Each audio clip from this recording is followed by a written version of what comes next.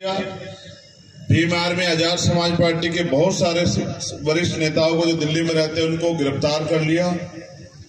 मेरे मन में ये पीड़ा हो रही थी कि भाई मैंने उन बहनों से वादा किया था, लेकिन आज मैं यहाँ हूँ और सरकार ने मेरी गैर मौजूदगी का फायदा उठाया। अगर मैं वहां होता तो सरकार चाहे कितना जोर लगा लेती, लेकिन उन बहनों को पीटने की हिम्मत नहीं कर पाती। सरकार जानती है इस बात।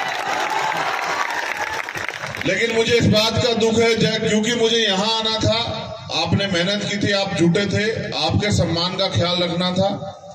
वहीं उन बहनों को दिया हुआ वचन भी मेरे याद है। मुझे आज इतनी तकलीफ हो रही है कि आप देख रहे होंगे मंच पे, मैं तब से फोन ही चेक कर रहा हूं कि जितना अन्याय आज दिल्ली में हुआ।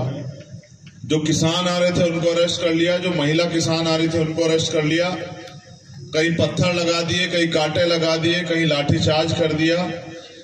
मेरा मन सच में नहीं हो रहा था कि मैं यहाँ 1 मिनट भी रुकूं। मैं सच कह रहा हूं, मैं अब अगर मेरे पास साधन होते यहाँ से वहां पहुंचने के तत्कालिक, तो मैं आपसे हाथ जोड़ के चला जाता, क्योंकि मैं आपके बीच तो बाद में भी आ जाऊंगा। लेकिन जहां बहन बेटी के सम्मान की बात हो और वहां चंद्रशेखर आजाद ना हो, तो इस बात को शायद मेरा जमीर, मेरा मन स्वीकार ना कर पाए।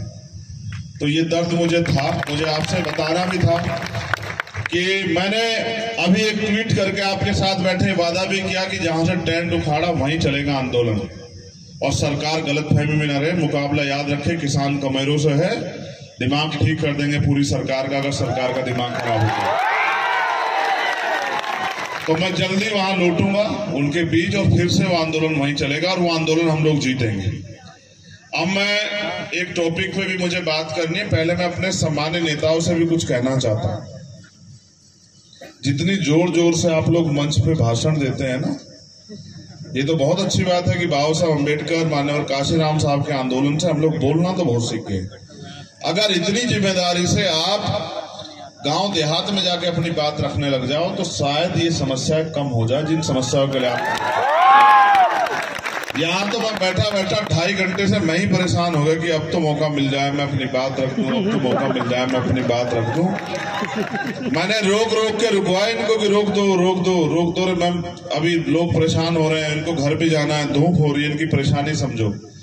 आप काम बहुत करते हो, मेरा आपसे अनुरोध है, जो हमारे प्रदेश कमेटी के लोग हैं, इसी बात को लेके आप गांव देहात में जाओ। गांव देहात में एक बड़ा समाज रहता है, जिस दिन वो तैयार हो जाएगा आपकी आधी लड़ाई खत्म हो जाएगी।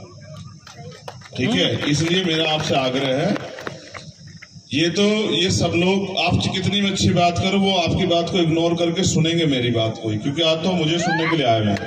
ठीक है, तो इसलिए मैं आपसे आग्रह कर रहा था कि भाई कम बोलो और ज्यादा एनर्जी, क्योंकि आप अगर यहाँ अपने पैरों पे खड़ा होना चाहते हो तो ज्यादा एनर्जी जाके गांव में लगाओ, कस्बों में लगाओ, छोटी छोटी मीटिंग करो, लोगों को तैयार करो, लोगों को समझाओ कि आज हालात क्या है।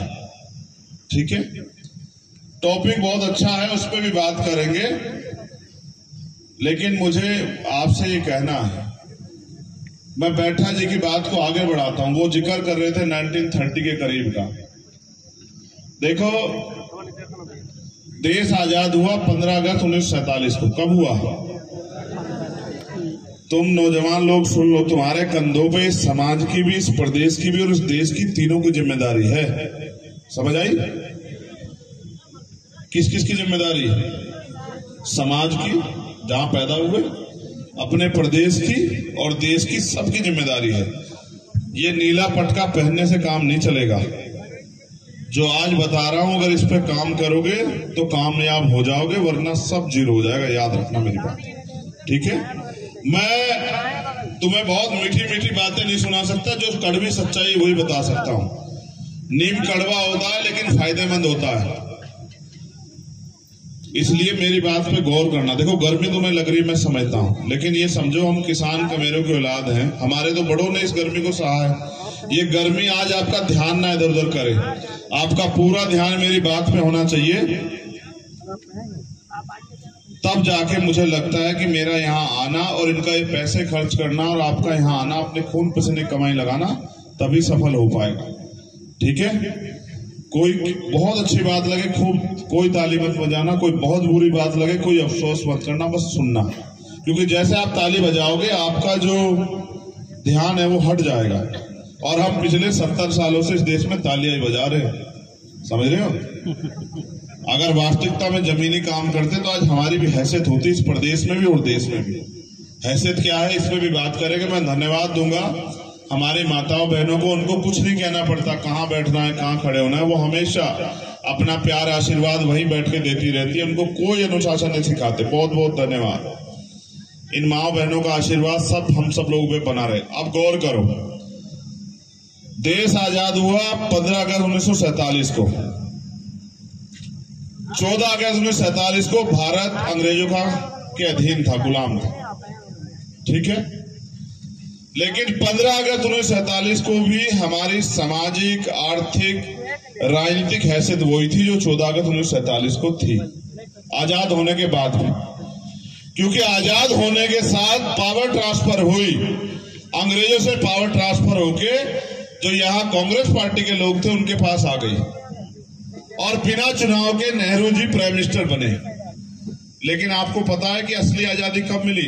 असली आजादी तब मिली जब 26 जनवरी 1950 को बाबा साहब अम्बेडकर के द्वारा लिखा गया संविधान इस देश में लागू हुआ। ये बात मैंने आपको इसलिए बताई कि अगर आपको यही एहसास नहीं कि आपकी आजादी का दिन कब से शुरू हुआ और आपको आजादी को जिंदा रखना है, तो आपकी फिर आप में और गुलाम में कोई फर्क नहीं है, चाहे देश आजाद हो या देश गुलाम रहे। 15 अगस्त 1947 को, 14 अगस्त को जिसकी जेब में 100 रुपए थे, 15 अगस्त को भी उसकी जेब में 100 रुपए थे। और जिसकी जेब में एक फूटी कौड़ी नहीं थी, हमारे पूर्वजों के 15 अगस्त को भी उनकी जेब में एक फूटी कौड़ी नहीं थी, ना 16 अगस्त को थी, ना 17 अगस्त को थी। भारतीय संविधान ने इस देश में सामाजिक, आर्थिक, राजनीतिक बराबरी लाके दी और संविधान के साथ बाबा साहब अम्बेडकर ने एक शंका जाहिर की। वो शंका ये थी कि संविधान कितना भी अच्छा क्यों ना हो, अगर उसे चलाने वाले हाथ अच्छे नहीं होंगे, उनकी नीयत अच्छी नहीं होगी, उनकी नीति अच्छी नहीं होगी, तो अंत संविधान बुरा साबित होगा। और अगर संविधान को चलाने वाले हाथ अच्छे हुए, उनकी नीयत अच्छी हुई, उनकी नीति अच्छी हुई, तो संविधान सबके लिए अच्छा साबित होगा। और उन्होंने ये भी कहा संविधान सभा के लोगों से कि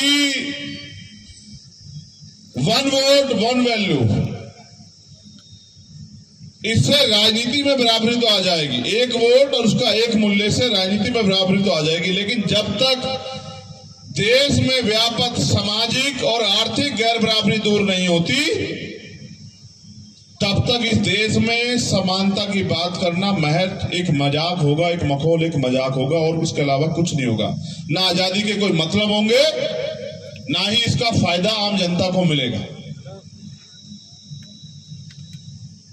अब देश आजाद हुआ, संविधान में अवसर मिले और राजनीतिक शक्ति बननी शुरू हुई। लेकिन 5 साल के अंदर बाबा साहब अम्बेडकर को यह एहसास हो गया कि राजनीतिक आरक्षण इस समाज के लिए बड़ा खतरनाक है, क्योंकि राजनीतिक आरक्षण जो SC ST के लोगों को मिला, उससे वो लोग जा रहे हैं जिनको दूसरे लोग भेज रहे हैं, चाहे वो विधानसभा में भेजे, लोकसभा में। और ये जो लोग दूसरों के सहारे से जा रहे हैं, ये अपने समाज की हक आवाज को भी नहीं उठा पा रहे, तो राजनीतिक शक्ति जो इनको मिलनी थी वो भी खराब होगी।